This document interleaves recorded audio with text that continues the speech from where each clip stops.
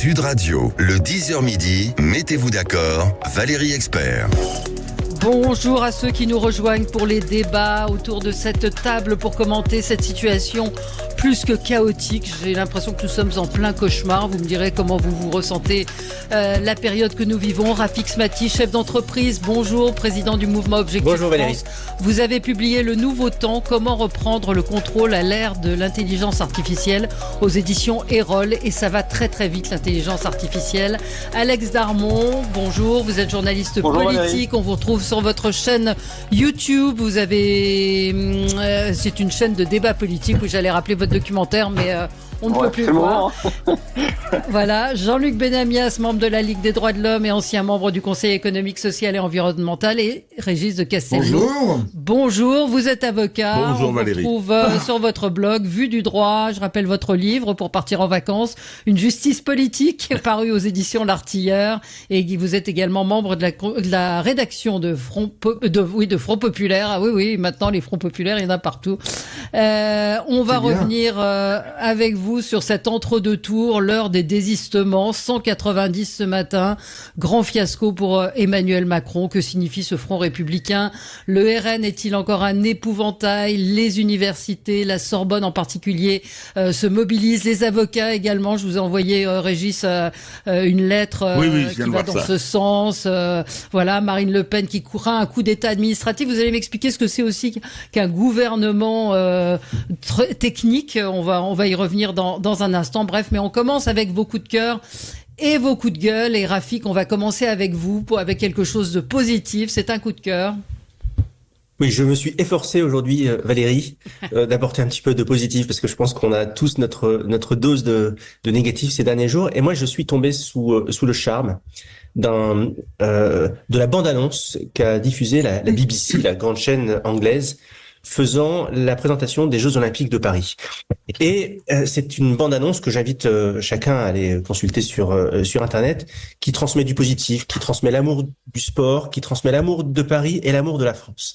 Et je trouve ça extrêmement intéressant de voir que pendant que nous, en France, on est traversé en ce moment par des querelles intestines, par le blues, eh bien le monde continue à nous regarder avec une certaine forme d'admiration. Et n'oublions pas, quelque part, c'est un rappel du fait que la France, quelque part, malgré tout, eh bien reste la France à l'image du monde, et que nous sommes tous les dépositaires de ça. Et voyez-vous, moi, dans mon domaine professionnel, j'ai beaucoup d'échanges avec des partenaires internationaux, notamment allemands, américains, et j'échange beaucoup avec eux sur des situations extra-professionnelles. Et ben, je vais vous faire une confidence. Ouais. Il n'y en a aucun qui me parle des législatives en France. Ils me parlent tous des Jeux Olympiques. En mode, c'est génial, ça doit être l'effervescence, etc. Et moi, je n'ose pas leur dire, mais non, c'est pas tout à fait ça en ce moment en France. Sauf que, non, voilà, l'image que la France transmet à l'international aujourd'hui, c'est pas que du négatif. Et il faut quand même le dire. Ouais, mais ils sont pas là. On l'a un peu évoqué hier. On voit que les hôtels, les compagnies ont décidé, toutes les sociétés ont décidé de reporter leur meeting à Paris, et que les hôtels ne font pas le plein. Donc il y a aussi un effet, je pense, un effet repoussoir de la France, sans vouloir être. Non, pas forcément. Tous les JO, dans l'histoire des JO à Londres, c'était la même chose. Oui, les pareil, JO ont toujours été surcotés d'un point de vue sur les questions immobilières, hôtelières, etc. Le vrai bénéfice des Jeux Olympiques pour ceux qui l'organisent, c'est après les JO, c'est rarement pendant en réalité.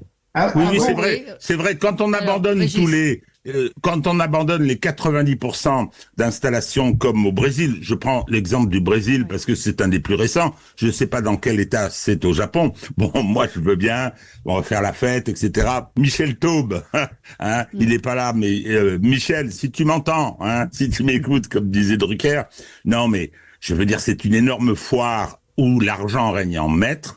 Les jeux précédents, certes, il y avait le Covid, mais à Tokyo, ils sont passés sous les radars.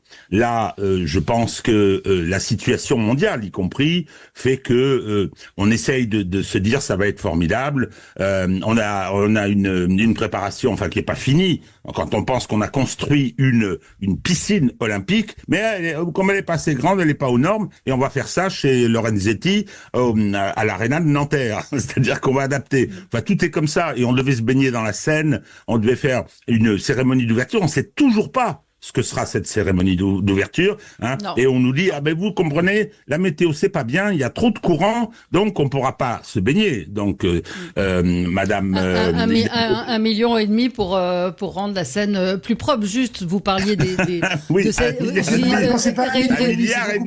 Et donc, j'ajoute que, fort heureusement... Pour sa dermatose qu'elle n'aurait pas manqué d'attraper, Anne Hidalgo a renoncé de se baigner, mais l'épreuve de triathlon ne pourra pas avoir lieu dans la Seine, évidemment. Non, moi je pense que c'est pas par hasard. Juste un mot, Régis, sur ce que vous disiez sur le fric. Je rappelle cette anecdote que j'ai déjà racontée à l'antenne. Une amie une personne que je connais qui a plusieurs restaurants avait mis « Nous serons très heureux d'accueillir nos clients pendant les Jeux Olympiques ». Eh bien, croyez-le ou non, elle est attaquée, elle est poursuivie. Le COJO lui réclame 22 000 € pour avoir utilisé le nom Jeux Olympiques, qui est une marque déposée. Et elle n'est pas la seule dans ce cas-là. Elle a, Jeux Olympiques, elle a pas mis le logo, ni je sais bien, non mais je veux dire, c'est le seul critère. C'est le seul critère, c'est l'argent. Qui est-ce qui choisit? Qu'est-ce qui choisit les sports? Les équipementiers. Ah oui, cette année, on va faire de la planche à roulettes, cette année, on va faire de la planche à voile, etc. Bon, allez, je pense, alors, c'est pas vrai. Dieu sait si j'aime ça. Hein. Attendez. D'abord, Jean-Luc, pardon. Ouais. Alors, moi, j'ai une pensée pour les athlètes, qu'ils soient français, qu'ils soient internationaux, qui vont y participer. Et je pense que si pendant quelques heures par jour, la France peut faire une pause dans tout ce qui nous arrive, je pense que c'est quand même relativement une bonne chose. En tous les cas, moi, je les regarderai parce que je pense à tous les athlètes, voilà, quelle que soit leur nationalité, quoi. Et aux Paralympiques en même temps, voilà. Après, évidemment qu'on ne pourra pas oublier ce qui se passe dans le pays. Mais je finis sur une chose, hein. C'était avant que Macron ne fasse la dissolution de l'Assemblée, déjà. Le fait qu'on avait déjà appris que les locations, les hôtels, les restaurants voyaient une baisse sérieuse de leurs réservations avant la dissolution. Oui, je pense. Un mot, Alex, j'ai vu le podcast, il est superbe. Excusez-moi, la petite vidéo, elle est magnifique. Voilà. La vidéo est magnifique, hein, on rend hommage au coup de cœur de Rafik Smati. Alex Darmon.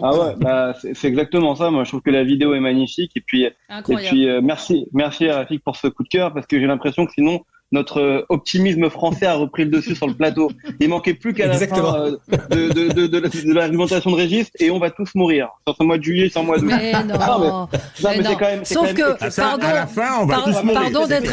Pardon d'être encore une fois un peu rabat-joie, mais ça veut dire que ce sont les Anglais qui ont fait le plus bel hommage aux Jeux Olympiques. Attendez, on va voir. Là, vous voyez bien. Après nous les avoir volés en 2012. Vous voyez bien que l'esprit français olympique, que les médias, que les gens, les citoyens ne sont pas du tout concentrés sur ces Jeux Olympiques et même pas sur l'Euro. Il se passe quelque chose, on va en parler dans l'heure qui vient, incroyable dans notre pays. Attendez, laissez la ferveur monter et vous allez voir, les Français vont être heureux et ça va nous faire du bien. On en a besoin, on en a vraiment besoin. Allez, on en a besoin. Allez, on se retrouve dans un instant après les infos. Sud Radio. Parlons vrai. Sud Radio. Parlons vrai. Sud Radio, le 10h midi, mettez-vous d'accord, Valérie Expert. Et nous sommes ensemble pour commenter l'actualité. Nous avons déjà commencé avec Rafik Smati, chef d'entreprise, président du mouvement Objectif France. Je rappelle votre dernier livre, Le Nouveau Temps, comment reprendre le contrôle à l'ère de l'intelligence artificielle chez Erol. Alex Darmon, journaliste politique. On vous retrouve sur votre chaîne YouTube Les Indécis, chaîne de débat politique. Jean-Luc Benamias, membre de la Ligue des droits de l'homme et ancien membre du Conseil économique, social et environnemental. Et Régis de Castelnau, avocat. Vue du droit, c'est votre blog et votre livre. Une justice politique est paru aux éditions de l'Artilleur. Emmanuel Macron, plus seul que jamais. Le Front républicain a-t-il encore un sens? Et puis cet entre-deux tours avec les désistements, quand même cette espèce de cacophonie, c'est la une du Parisien ce matin. Quelles règles, le nini, les désistements, des situations absolument absurdes. On va y revenir avec vous dans un instant. Je voulais juste vous lire un petit extrait d'un éditorial que que je vous conseille d'Anna Cabana qui a recueilli des paroles de ministres, enfin ex-ministres, futurs ex-ministres, qui étaient à la réunion autour d'Emmanuel Macron hier à la mi-journée, et ils disent qu'ils voient un président complètement hors sol, qui est entièrement tourné sur lui-même, son ivresse de lui-même le place dans une bulle. Il pense sincèrement à chaque instant, y compris aujourd'hui, qu'il fait ce qu'on peut faire de mieux et qu'il dit ce qu'on peut dire de mieux, quitte à faire un virage sur l'aile. Pendant les 3 semaines de la campagne du premier tour, il s'est saisi de toutes les occasions, de tous les micros, et on voit que tout le monde le lâche un peu et que les langues commencent à se délier. Il y en a un qui parle aussi de ce podcast totalement surréaliste où il parlait du big time, où il déclarait qu'il voulait offrir Madame Bovary à tous les Français. Le pire, c'est qu'il a montré aux Français, après avoir voté en déambulant dans les rues du Touquet avec un grand sourire content de lui, une veste en cuir, qui veut dire voyez comme je suis rock'n'roll et décontracté, qu'il était vraiment déconnecté. Et donc ça, c'est un bras d'honneur. C'est ce que dit un ex-ministre. Je pense que c'est assez bien résumé. Je ne sais pas ce que vous en pensez. Oui, ça c'est. Ça vous fait sourire. Qu'est-ce qu'il veut qu'on rajoute? Rien. Non, mais je voulais vous le signaler. C'est dans le Dauphiné, c'est très bien écrit et très bien vu. On va passer tout de suite après cet intermède olympique. On va rentrer dans le vif du sujet. On va commencer peut-être avec vous, Régis, sur ces. Alors, j'ai pris un coup de gueule en lien avec le deuxième tour, en lien avec. Mais sinon, j'ai entendu pendant les infos, j'ai entendu l'histoire ces Kanaks qu'on a déplacés en métropole. C'est inadmissible. Il y a une procédure judiciaire là-bas. Il y a des droits de la défense qui doivent s'exprimer, des droits de visite, des choses comme ça, et on les envoie à 20 000 kilomètres. Emmanuel Todd a dit une chose, et là ça va reprendre l'édito du Dauphiné. Emmanuel Macron a déclaré la guerre à la Russie, il a déclaré la guerre à la Kanaki, et maintenant il déclare la guerre au peuple français avec cette dissolution. Qu'est-ce que c'est que cette façon d'opérer? Qu'est-ce que c'est que cette façon? La procédure ne peut pas se dérouler. Bon, j'ai terminé avec celui-là. Je reviens sur la campagne actuelle. Moi, je trouve ça normal, que ça parte dans tous les sens. C'est normal. Je veux dire, c'est la démocratie. Il y a de l'anathème, il y a des débats, il y a des arguments, et je trouve ça tout à fait logique. Ce que je n'aime pas du tout, c'est ces gens qui, par avance, et pour faire peur, on comprend, et pour faire peur, viennent dire, écoutez, si le j'arriverai jamais. Le Rassemblement national arrive au pouvoir, on n'obéira pas. Des fonctionnaires qui disent ça. Alors, il y avait un article dans Le Monde d'un professeur de droit public, Slama, qui disait, mais oui, c'est normal, les valeurs, etc.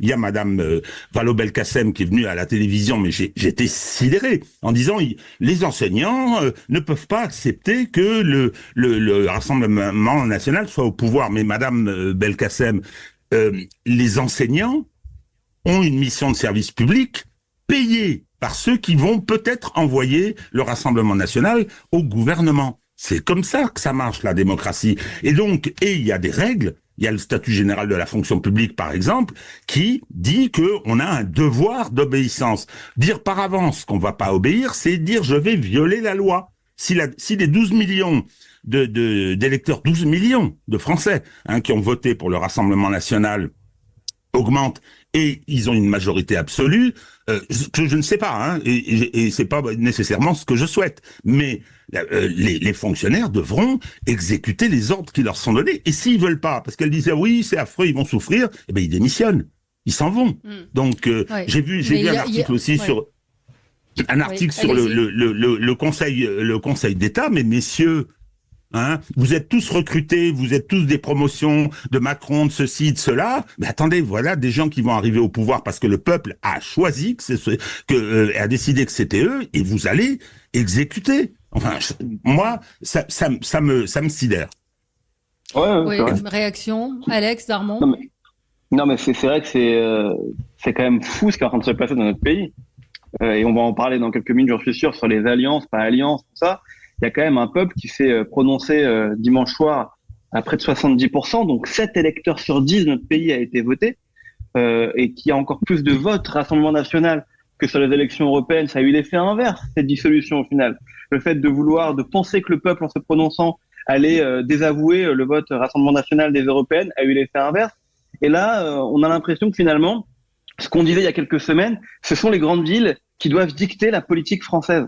Non, mais c'est ça, ce sont les grandes villes qui ont voté contre le Rassemblement national, qui doivent donner encore la leçon aux petites villes, aux territoires ruraux, aux zones rurales, qui ont dit qu'elles n'étaient pas d'accord. Et ça dit quoi tout ça? Ça dit finalement qu'on comprend rien en fait au niveau des élites, on n'a pas envie d'entendre ces votes de colère, ces votes de détresse, ces votes d'adhésion aujourd'hui, qui sont transformés en votes d'adhésion auprès du Rassemblement national, et que comme on ne veut pas les comprendre, et ben qu'est-ce qu'on dit en échange? On dit on n'appliquera pas le programme, on n'appliquera pas les demandes de ce nouveau pouvoir.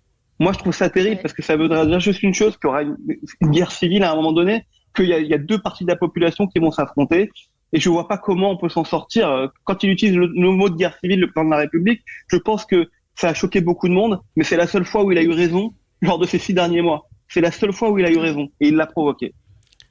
Rafik Smati, sur cette désobéissance et cette crainte, j'ai envoyé à Régis, comme il est avocat, une lettre que m'a envoyé un de mes amis avocats.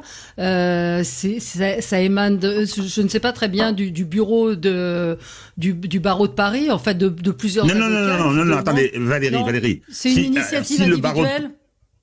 Ce sont des pénalistes qui se rassemblent, et ça c'est normal. Ils disent, on a peur de ce système, donc on va se grouper, s'organiser pour défendre les libertés à la place où nous sommes, c'est-à-dire nous sommes des avocats. On va défendre les gens et on va lutter pour que les principes et les libertés publiques soient respectés. Ça c'est normal. Je trouve ça. Non, c'est pas le barreau. Si c'était le Conseil de l'ordre, oulala, mon Dieu. Ouais. Alors, Rafik, pardon. D'abord, le Rassemblement national n'a pas gagné, ou en tous les cas, on ne connaît pas l'éventuelle ampleur de sa victoire. C'est-à-dire que selon qu'on est dans une majorité absolue ou dans une majorité relative, l'histoire ne sera pas tout à fait la même. Ça, c'est la première chose, et il faut quand même le dire. Deuxièmement, moi, je fais confiance à l'esprit et à la puissance de la Ve République. Je pense qu'il doit y avoir des contre-pouvoirs dans un pays, dans une démocratie, absolument, et à plus forte raison si le Rassemblement national est en situation de gouverner la France, mais ces contre-pouvoirs doivent être des contre-pouvoirs institutionnels, des contre-pouvoirs démocratiques. Ça ne saurait être l'initiative individuelle de tel ou tel fonctionnaire qui serait pas satisfait par un vote qui ne lui correspond pas. Moi, je fais confiance à la Ve République. Je pense qu'elle va nous épater, la 5e. Vous voyez, tout le monde pensait que la cohabitation ne fonctionnerait pas lors de la première cohabitation entre Mitterrand et Chirac. Et en fait, la cohabitation a montré que non seulement ça fonctionnait, mais qu'elle permettait de faire des réformes extraordinaires. Moi, je crois qu'il n'est pas impossible, quel que soit le type de configuration d'ailleurs dans laquelle on rentre. Est-ce que c'est une majorité relative Rassemblement national? Est-ce que c'est un bloc d'union nationale contre le Rassemblement national? J'en sais rien, on en parlera peut-être tout à l'heure, mais je crois que la Ve République n'a pas fini de nous surprendre, et cette République, je peux vous dire que si elle réussit à passer cette crise, et elle le fera, eh bien elle s'imposera durablement dans le paysage démocratique de notre pays. Donc oui, des contre-pouvoirs, il doit y en avoir. Oui, la Ve République est flexible, elle évolue, et je crois qu'on va en avoir un exemple criant dans les semaines qui viennent. On se retrouve dans un instant. Jean-Luc, je vous donne la parole. Il faut qu'on marque une petite pause. Oui, c'est bon, vas-y, Valérie. Et vous réagirez à ça, à ces fonctionnaires qui appellent à la désobéissance si le RN est au pouvoir. À tout de suite.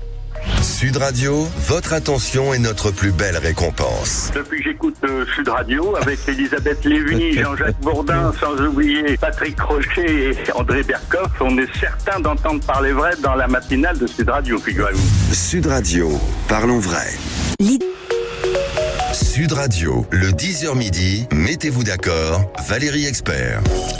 Et on est ensemble jusqu'à midi pour commenter l'actualité. Jean-Luc, peut-être un mot sur cet appel à la désobéissance de certains fonctionnaires, de certains secteurs des fonctionnaires. On ne vous a pas entendu sur ce sujet. Macron a donné le coup de grâce à la Ve République. Alors, c'était en décomposition déjà large, mais il se passera, quoi qu'il se passe, le soir du dimanche prochain, cette situation est devenue totalement ingouvernable.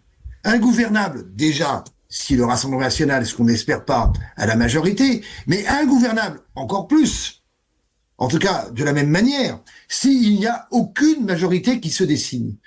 je me demande qui, un homme ou une femme, pourrait accepter d'être Premier ministre ou Première ministre dans cette situation. Situation ingérable. Donc, globalement, qu'il y ait des corps constitués, je parle de corps constitués, des corps intermédiaires, syndicats notamment, qui, collectivement, sans faire de résistance complète, disent on ne peut pas accepter, par exemple, si le Rassemblement national est majoritaire à lui tout seul, moi je peux l'entendre. Qu'est-ce que ça donne institutionnellement? Ça donne un truc, ce que j'appelle totalement ingérable. Cette situation, d'ailleurs, dans la période, et on en discutait hors antenne aux Jeux Olympiques, devient absolument insensée. Est-ce que on peut continuer à avoir cette République qui ne peut plus dessiner des majorités réelles?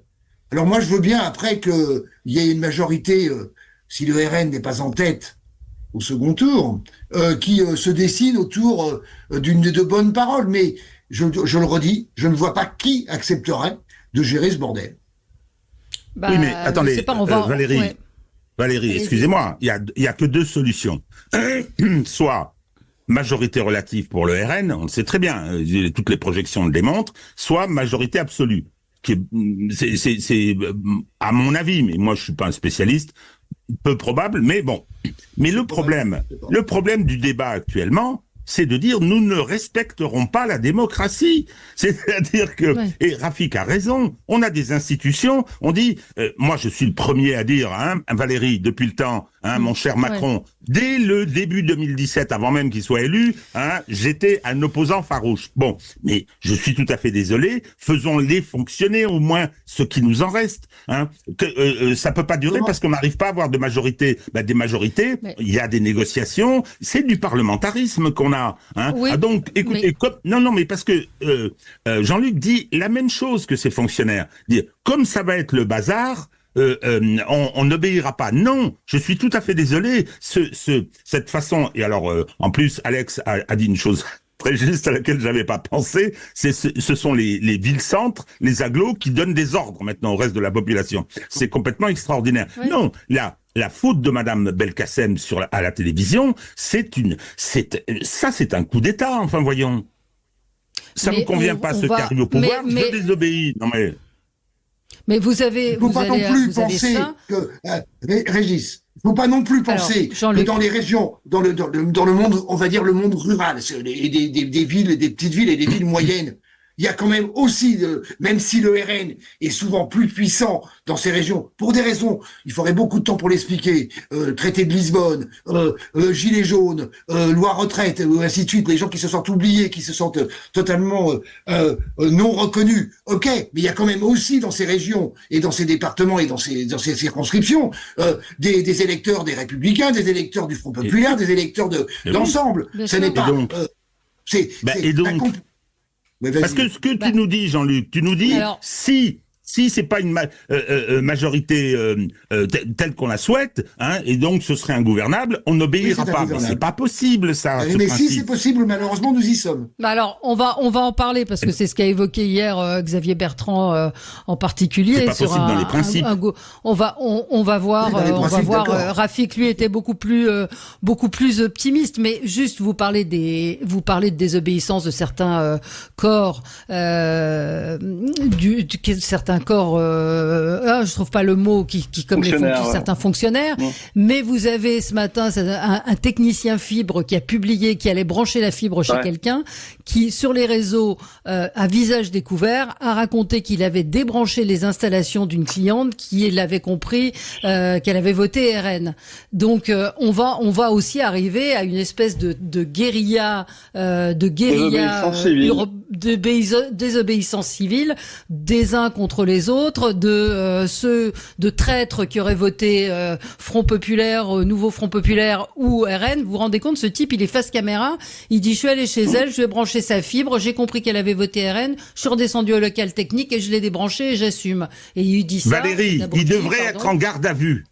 Article 205 du Code pénal, discrimination. Non, en garde à vue ce soir. Il devrait y passer 48 heures, il devrait être déféré en comparution immédiate et avoir 1 an de prison ferme. Je suis désolé, au bout d'un moment, la loi est la loi. Mais on est dans une situation cauchemardesque, je veux dire, de haine, c'est, alors, Alex, ça va dans le sens de votre coup de gueule, je crois. Mais exactement. En fait, c'est la politique a perdu aujourd'hui puisque tout le monde dit ce qu'il veut et dit comme il veut. Et vous avez raison, c'est mon coup de gueule ce matin. Vous avez plusieurs rappeurs qui ont écrit un rap. Alors pour ceux qui aiment le rap, c'était mon cas. On devrait s'en réjouir, mais là, c'est un rap contre le Rassemblement national. Et ce ne sont pas mes mots, ce sont les mots d'un journaliste du Monde qui dit ce matin, en ayant écouté le morceau, le ton est à la colère, les mots sont souvent excessifs, voire insultants, les propos misogynes et complotistes au risque de brouiller leur message. C'est Le Monde qui dit ça, c'est pour vous dire que le titre qui s'appelle No Pasaran, d'une vingtaine de rappeurs qui prennent la parole contre le RN, est scandaleux. Vraiment complètement scandaleux. On peut citer... Ah oui, vous pouvez éloigner les enfants du poste s'ils écoutent. Baise la mère à Bardella. Jordan, t'es mort. Si les fachos passent, je vais sortir avec un big calibre, je recharge le calache. Marine et Marion, les putes, des coups de bâton sur ces chiennes en route. On va leur mettre des coups de bâton à ces chiennes en route. En fait, c'est tout sauf républicain. Alors après, on me dira, le Front républicain, il faut faire des alliances, il faut se désister. Mais ce morceau a été écrit pour sensibiliser les jeunes et les pousser à aller voter. Est-ce que vous vous rendez compte du niveau de notre société aujourd'hui? Est-ce que vous vous rendez compte que pour aller et pour motiver des jeunes à aller voter, donc ils sont dans les 30% qui n'ont pas été votés dimanche, on doit faire ce genre de paroles, appeler à tuer quelqu'un? Jordan, t'es mort. Alors on va nous dire que c'est en référence à la phrase, vous savez, de MMA de Doumbé qui avait été prononcée, Jordan, t'es mort. Et donc c'est marrant, c'est plutôt sympathique et tout. Mais on appelle au meurtre de quelqu'un. Et franchement, je peux vous le dire, je suis pas un pro-Rassemblement national. Je pense qu'on l'a entendu sur ces antennes. Mais en fait, là, aujourd'hui, tout est autorisé. C'est-à-dire que pour pouvoir aller voter, pour pouvoir empêcher le Rassemblement national, au lieu de le combattre politiquement, ce que je disais il y a quelques minutes, au lieu de le combattre politiquement, d'aller sur des arguments politiques, de dire que le programme n'est pas réalisable, que le programme effectivement va mettre des Français supérieurs à d'autres Français, ce qu'on appelle la préférence nationale, on emploie des termes qui sont complotistes, misogynes, une certaine forme de racisme aussi, qu'on le veuille ou qu'on le veuille pas, par des rappeurs qui sont aujourd'hui des icônes de notre jeunesse. Mais là, aussi, ça tombe sous le coup de la loi, non? Oui, mais ça tombe sous la chanson, l'art permet de dire ces chiennes en route, on va les tabasser?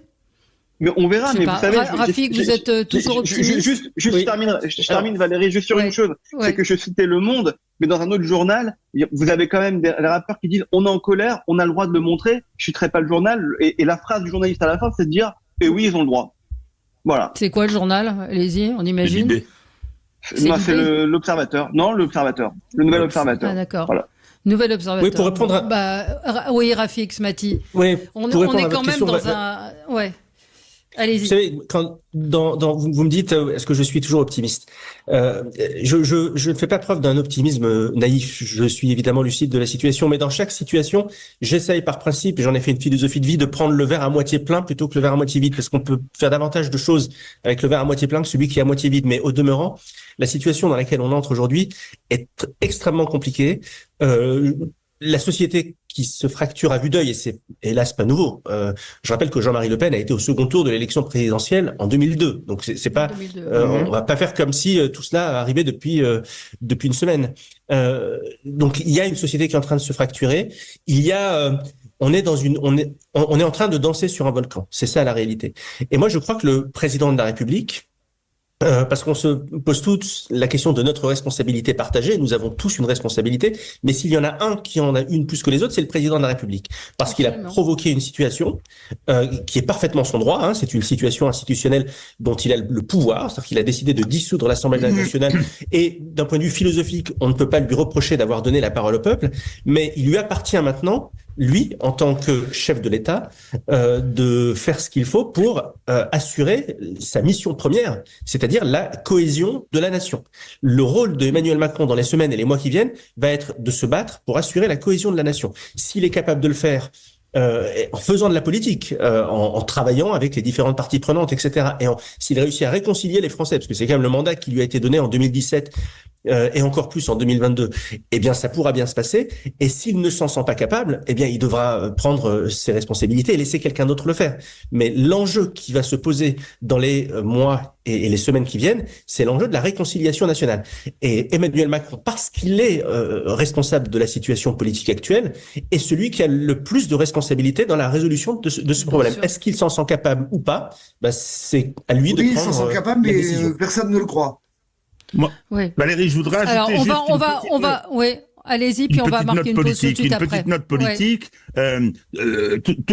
Toute cette insoumission prévue par avance, elle repose sur une présentation de l'arrivée du Rassemblement national. Les nazis arrivent, les trucs au flambeau, c'est Hitler qui sera à Matignon, etc. C'est du théâtre. Dixit Lionel Jospin, c'est du théâtre. Au bout d'un moment, je suis tout à fait désolé, c'est de l'antifascisme en carton. C'est un parti populiste pour lequel votent les populaires, je rappelle. Tu peux pas dire ça, Régis. Prétendre que il y a eu des partis populistes qui sont arrivés au pouvoir dans des pays en Europe. Il y en avait en Pologne avant qu'ils soient battus, etc. Je dis pas que ça va être facile. Je dis pas que ça me plaît qu'il y ait des filles avec des casquettes qui se sont retirées d'ailleurs. Mais je suis tout à fait désolé. Dès 2002, moi c'est ma 4e ou 5e grande quinzaine antifasciste, flonflon, etc. Avec tous ces discours. Celle de 2003, c'est la seule fois de ma vie où j'ai voté à droite. J'ai voté Chirac au 2e tour. Eh bien, Jospin, dès ce moment-là, avait dit c'est du théâtre. Et je pense qu'on se fait peur, etc. Et l'arrivée au pouvoir du Rassemblement national ne va pas être l'instauration du parti nazi comme le 30 janvier 1933. Ça, c'est... Moi, je vais pas jusqu'au parti nazi. Allez, on va marquer une pause, vous allez répondre, et puis on va parler de ces désistements et de cette grande confusion, malgré tout, auquel on ne comprend quand même pas grand-chose. À tout de suite. Sud Radio, le 10h midi, mettez-vous d'accord, Valérie Expert. Sud Radio, le 10h midi, mettez-vous d'accord, Valérie Expert. Avec vous sur Sud Radio jusqu'à midi. On a eu un petit souci technique, mais tout va bien. Alors, on parlait donc alors, vous n'étiez pas d'accord, Alex, avec ce que disait Régis de Castelnau sur le RN et la manière de considérer ce parti aujourd'hui. Oui, on le banalise trop, ce parti. L'honnêteté nous doit de dire. Non, mais l'honnêteté nous doit de dire, si on s'en prend au Nouveau Front Populaire et à la France Insoumise, et ce qui est normal, on doit s'en prendre de la même manière au Rassemblement national. Je veux dire, vous avez vu cette vidéo hier de cette candidate qui est au second tour du Rassemblement national, cette vidéo qui tourne, qui dit que d'abord qu'il ne sait pas s'exprimer et qui est au second tour, c'est complètement lunaire. Donc ça veut dire, à l'époque, en 2017, on disait que même une chèvre pouvait être élue avec l'étiquette Renaissance Macron. Eh bien, sur cette élection, on pourrait dire que même une chèvre peut être élue avec l'étiquette RN, tellement la colère est grande dans le pays. Ça, c'est le premier point. Et le deuxième point, je suis désolé, mais quand vous vous intéressez un tout petit peu à la carrière et à l'histoire de ce parti, mais à l'histoire aujourd'hui même de ses dirigeants, à l'histoire de celui qui demain pourrait être nommé plus jeune Premier ministre de France, Jordan Bardella, à 28 ans, l'honnêteté vous doit de dire que son entourage n'est pas du tout fréquentable, sa carrière politique n'est pas du tout recommandable, son état-major autour de lui n'est pas du tout recommandable aussi, puisque vous n'avez que des identitaires autour de lui. Et ça, on a la fâcheuse tendance à le banaliser parce qu'on ne s'intéresse pas aux gens qui l'entourent. Mais vous savez, la politique, ce n'est pas que les gens qui l'incarnent et qui vont être nommés à Matignon ou qui vont être nommés dans les différents ministères. Ce sont aussi les conseillers. Et on voit bien que quand on est mal conseillé, ce qui est le cas du président de la République aujourd'hui, Emmanuel Macron, on peut faire de grosses conneries. Vraiment de grosses conneries. Et l'entourage aujourd'hui et le conseiller de Jordan Bardella, comme lui, ce sont des gens très jeunes, avec des idées, franchement, très ennuyeuses. Voilà. Et je vous engage à lire, à vous documenter, à vous renseigner sur la carrière même et sur la vie privée comme la vie publique de Jordan Bardella. Vous savez, souvent la vie privée, elle influence la vie publique et elle influence les idées que l'on a. Et moi, je regrette que ce travail, que ces idées et que son entourage soient très peu dépeints dans nos médias. Voilà. Oui, je pense qu'on parle des Oui, Rafik Smati. Oui, je pense que ce que dit Alex Darmon est très important. Très important. C'est-à-dire que d'abord, il ne s'agit pas du tout, et surtout pas de dénigrer les 30% de personnes qui ont voté le Rassemblement national, qui sont pour la plupart d'entre elles des personnes qui ont leurs raisons très très diverses, mais sur lesquelles on doit absolument et par principe s'interdire de porter des jugements de valeur. C'est des Français, ils ont voté, c'est leur droit, et ils ont leur vie, ils ont leurs angoisses, ils ont leurs inquiétudes, et ils ont par définition raison. Sauf que dans le Rassemblement national, vous avez la boutique et vous avez l'arrière-boutique. Et alors c'est pas complotiste de dire qu'il y a une arrière-boutique aujourd'hui qui sur laquelle on peut légitimement se poser un certain nombre de questions. Moi, ce que j'observe, c'est que chaque jour qui passe, vous avez des déclarations qui sont faites par telle ou telle personne du Rassemblement national, et puis comme par hasard, les déclarations sont contredites immédiatement par l'état-major en disant non mais c'est pas la ligne, c'est pas la ligne. Alors ça arrive une fois, ça arrive deux fois, ça arrive trois fois. Hier, on voit la candidate du Calvados avec une casquette nazie, donc évidemment elle est désavouée, elle se retire. Très bien.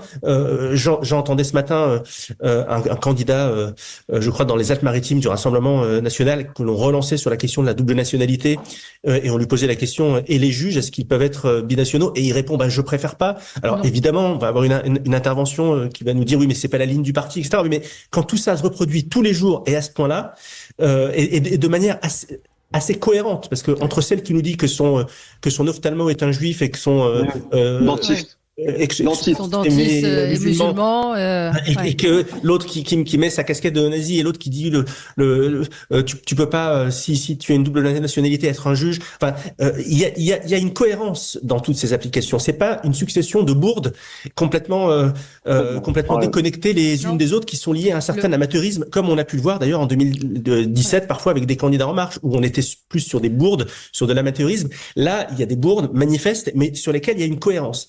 Et cette cohérence doit par définition nous inquiéter. Voilà, ça veut pas dire qu'il faut faire peser le doute sur les électeurs.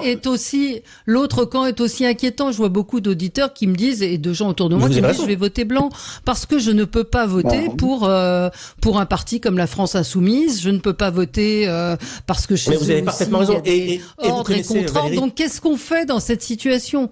Oui, mais qu'est-ce qu'on fait? Vous savez, Valérie, tout le mal que je pense de la France Insoumise. La dernière fois que je suis venu sur votre plateau, j'ai dit tout le mal que je pensais de leur programme économique qui est dramatique, sans compter les différentes prises de position, notamment depuis le 7 octobre. Donc, il y a un problème, la France Insoumise. Sauf que la France Insoumise ne sera pas au pouvoir la semaine prochaine. La France Insoumise n'aura pas Matignon et ne gouvernera pas la France. C'est l'enseignement majeur de l'élection législative du tour dernier. Donc, c'est pas le programme de la France Insoumise.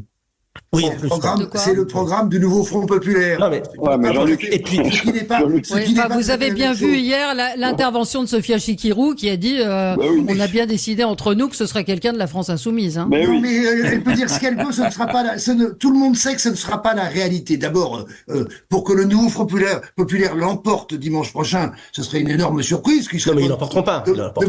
Un miracle, Jean-Luc, un miracle. C'est ça. Donc je finis dans ce cadre-là. Le programme du nouveau Front populaire est, entre guillemets, moins à gauche que le programme de François Mitterrand en 1981. Oui, mais en 2024, Jean-Luc. Mais c'est faux. Ça vous mais d'accord, mais non, c'est pas faux. C'est faux.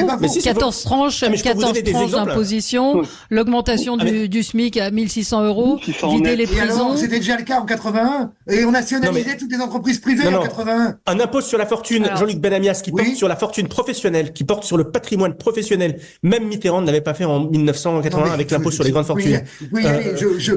Quand vous avez une tranche d'imposition, sur le revenu à 80%, même François Mitterrand ne l'a pas fait. Alors, pas tous en même temps. On est sur un programme, qui est infiniment plus dangereux pour le pays que le programme de Mitterrand 80, qui l'était déjà en tant que tel. Ce programme ne compose absolument aucun danger. On restera encore que donc le nouveau Front populaire soit majoritaire à l'Assemblée, ce qui est très très loin d'être fait.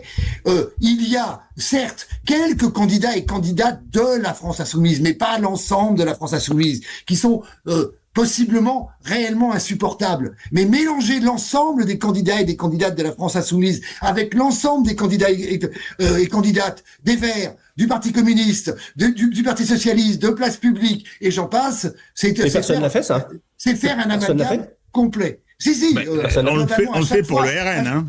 Pardon? Bah oui. On le fait pour le RN. Mais pour le RN, c'est normal, parce que le RN a une comment dire, des positions, notamment par rapport aux migrants, des positions par rapport à la double nationalité, des positions par rapport à l'utilisation d'un système qui veut s'attaquer à la pauvreté sans s'y attaquer. Le programme du RN. Oui, mais attends, là, c'est du.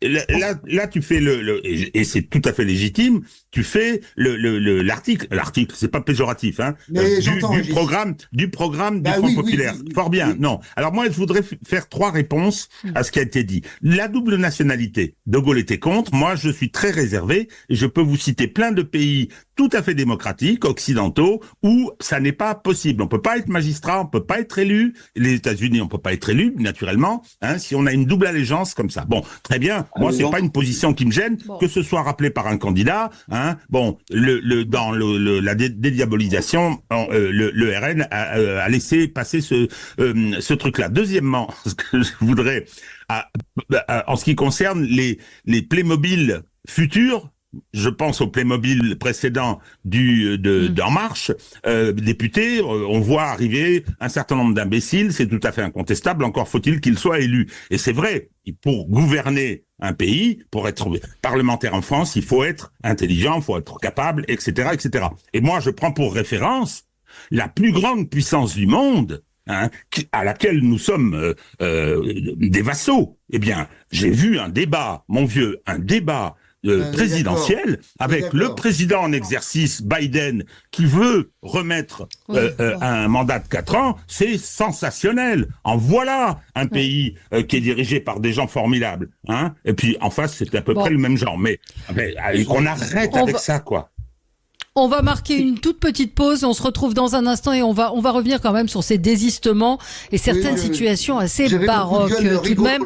Et c'était votre coup de gueule, absolument. Je ne l'ai pas oublié. Ce sera tout de suite après la pub. À tout de suite.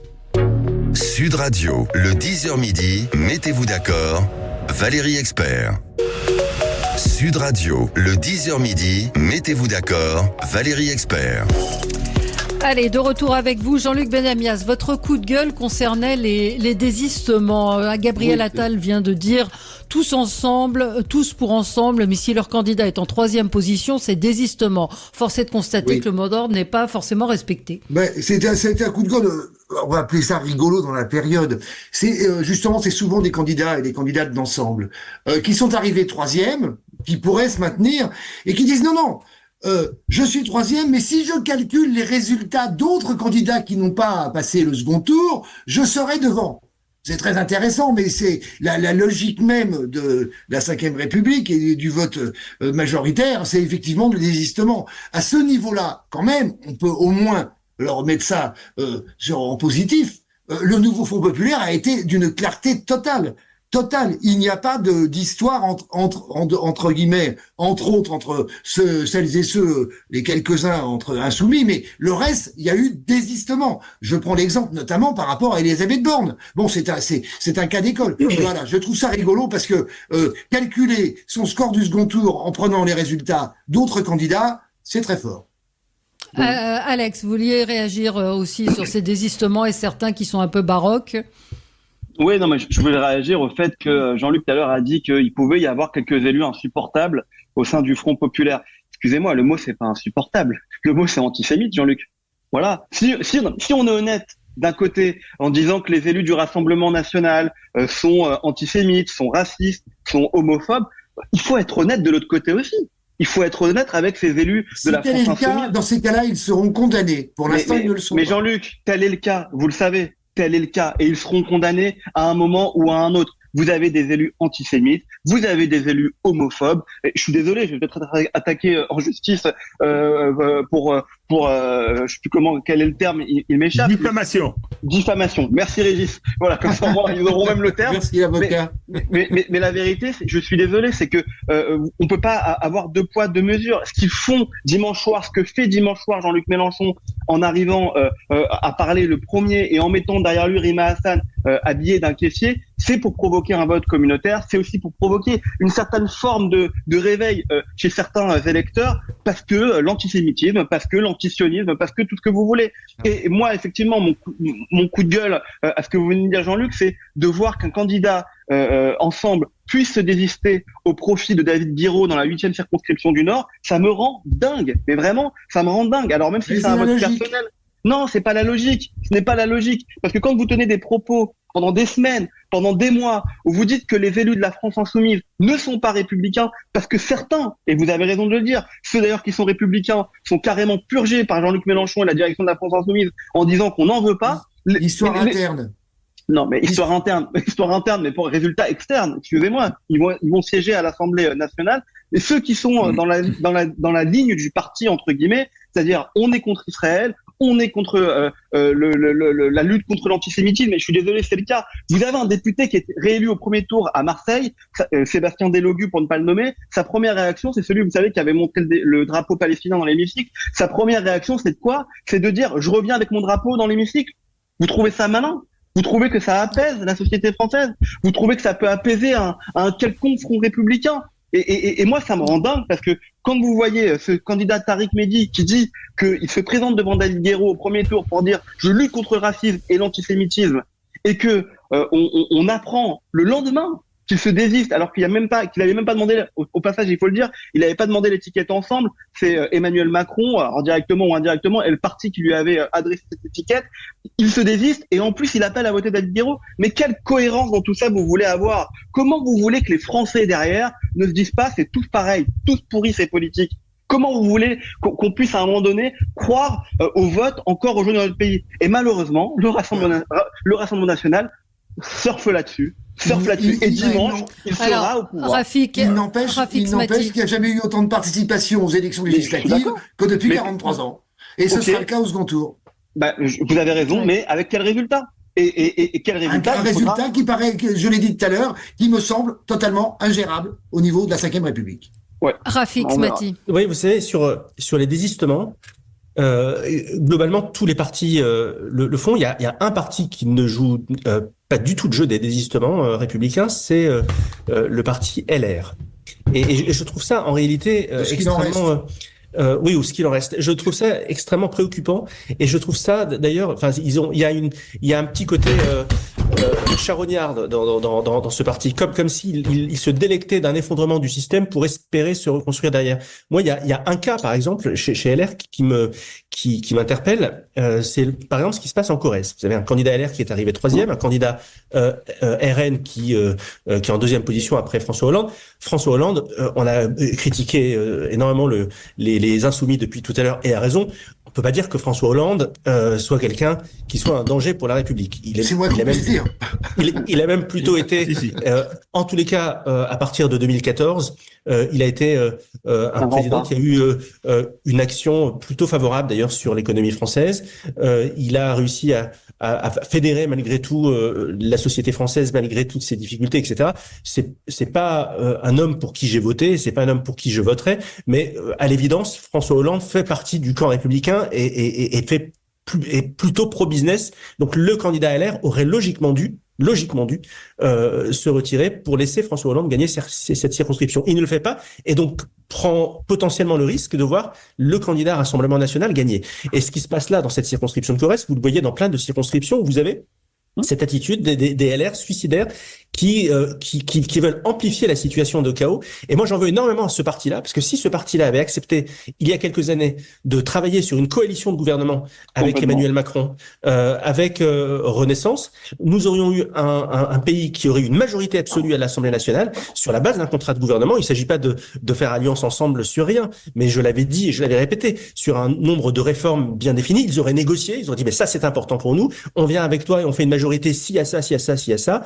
Emmanuel Macron, il n'avait pas d'autre choix, il aurait dit banco, on le fait. On aurait une majorité absolue. La France aurait été gouvernée, il y aurait eu des décisions et des réformes qui auraient été prises, et il n'y aurait pas eu de dissolution de l'Assemblée nationale. Donc, je crois que on sous-estime la dimension, et je vais employer la dimension parasitaire de ce mouvement qui s'accroche à ce qu'il a été, qui a empêché finalement la recomposition politique de se faire, et qui aujourd'hui, par ses non-désistements, contribue à accélérer l'effondrement d'un système, alors qu'il pourrait justement arrondir les angles et faire en sorte que la démocratie en sorte grandie. Rafik, c'est quand même difficile pour un parti qui a explosé en plein vol avec un épisode incroyable. On a tout vu dans cette élection avec Monsieur Ciotti occupant le local. Comment voulez-vous qu'il se redresse? Moi, je pense que évidemment la France a besoin d'une droite démocratique réellement existante. Ils vont mettre un certain temps à se reconstruire.